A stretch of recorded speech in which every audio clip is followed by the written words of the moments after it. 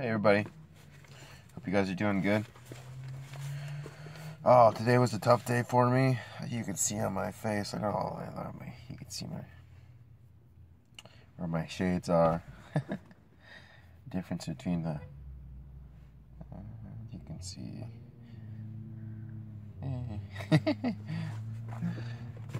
the sun and the dirt and everything. So, but yeah, today was long, today was tough. Oh man, there's some guys today that are getting on my nerves. Guys that I was working with.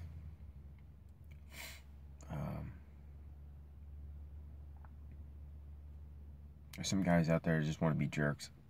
You know, just to be a jerk.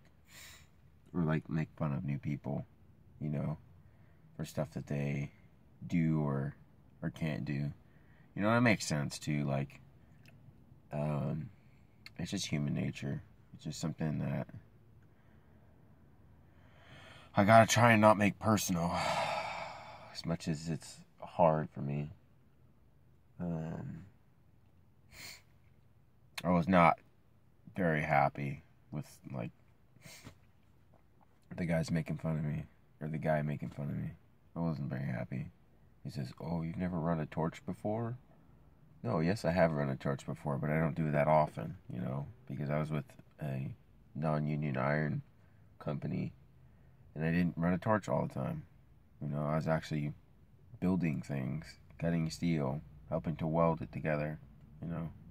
I wasn't always using the torch, so I haven't had a ton of practice torch cutting, so excuse me if I don't know every trick. I just started with the union. Give me a break. And I haven't even gone to any classes on torch cutting. Right? You know, I've just seen stuff here and there, you know. So it's just one of those things. But kind of frustrating. But and then towards the end of the day, putting away the bottles, like half the guys pretty much already left, or at least they weren't doing nothing to help drag up the tools. And it was like me and one other lady, Donna, she's cool. They were out there picking up tools and stuff and putting them away. And it's just frustrating because, you know, it's supposed to be a team thing, you know. It's supposed to be everybody's working for the company to accomplish the goal, but I feel like sometimes I'm working harder than the other people, which I guess maybe that's normal for apprentices because they're trying to, they're just lazy, they don't want to work, or something else.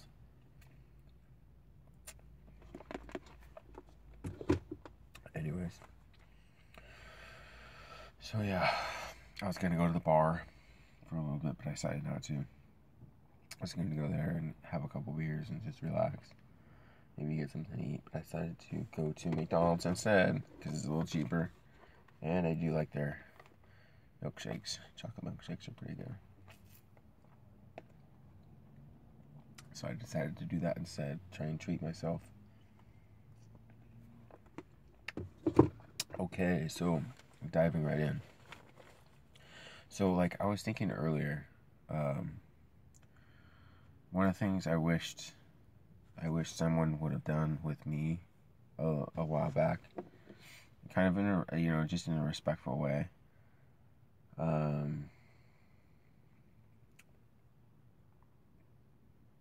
I wish someone had come alongside me and kind of helped me, you know, been a real friend to me in my life to, like, give me some ideas as far as who would be a good spouse for me, or what would, you know, what makes a good spouse, you know, what are the most important things, you know, and it's, to a certain point, everyone has to come up with that for themselves, because it's a personal choice. It's a highly personal choice. It's not like something your parents, you know, in the 21st century, parents are not, you know, the ones, you know, typically, culturally, parents are not typically choosing their kids' spouses. I mean, even though in times past, and in other certain places of the world, they still do it, where parents pick their spouses for their children.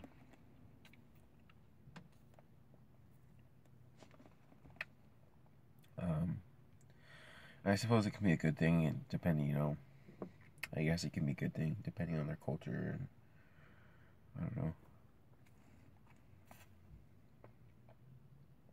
But it does take away freedom and choice. So, pros and cons. But I like American culture in the aspect of the freedom aspect, where we really do have choice in America. In Christianity, we really have choice. A lot of choices.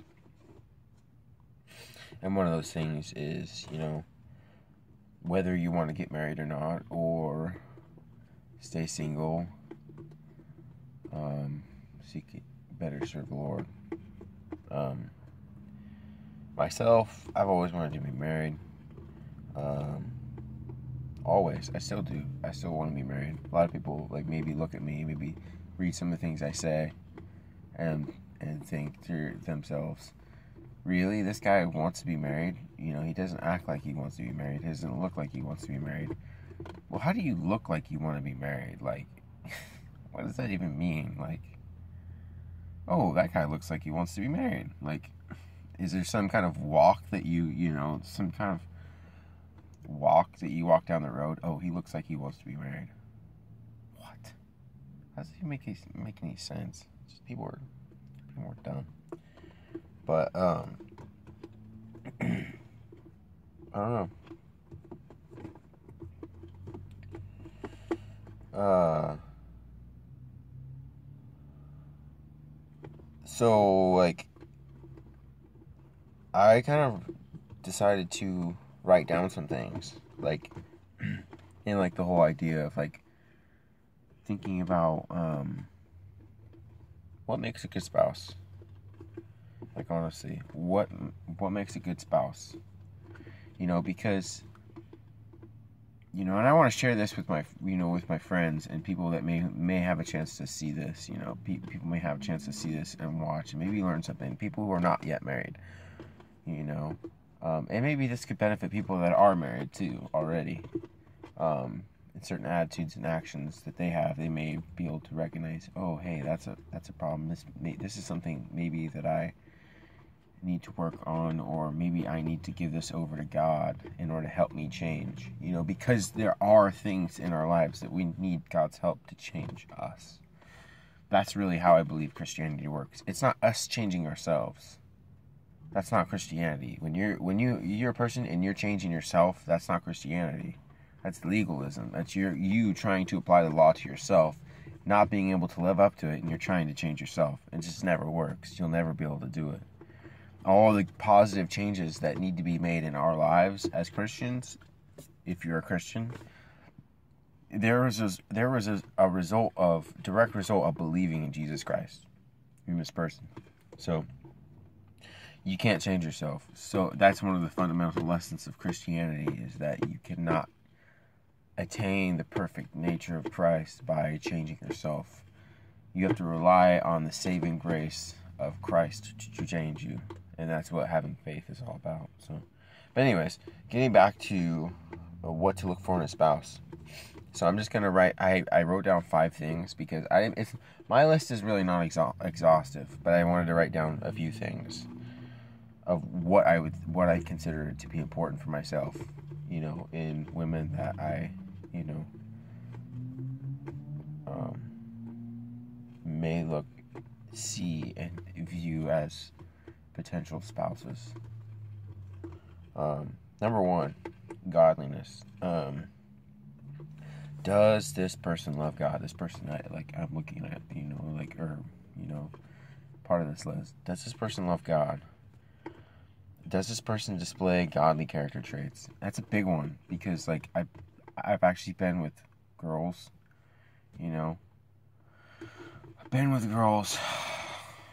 They talk the talk, but they don't live it out. So it's just one of those things. It just gets to a point where it's so annoying and frustrating to be around people, that just they pretend to be something that they're not, and you can't.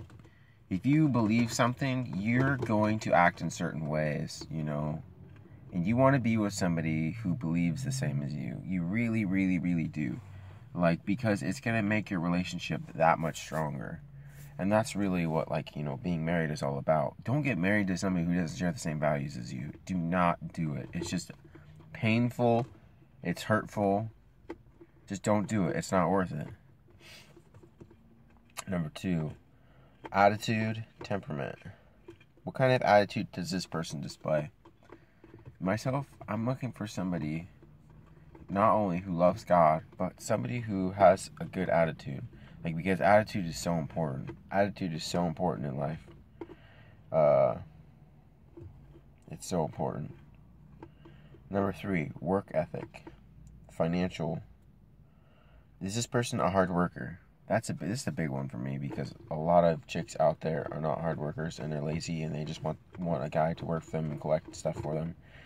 Is this person good with finances? That's a big one too. Like, number 4, motherhood,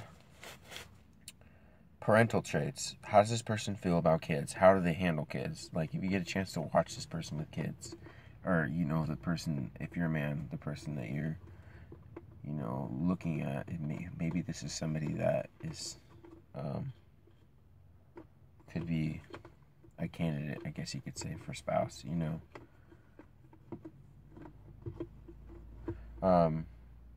And then, how does this person feel about kids? Now, if I want kids, so whoever, you know, if I decide to get married, I want to have kids.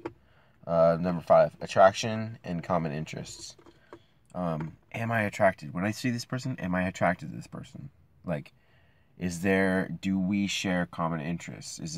Do I know this person likes this and I also like this? It's just one of those things to consider. So, those are 5 things that I think are really helpful and hopefully benefit.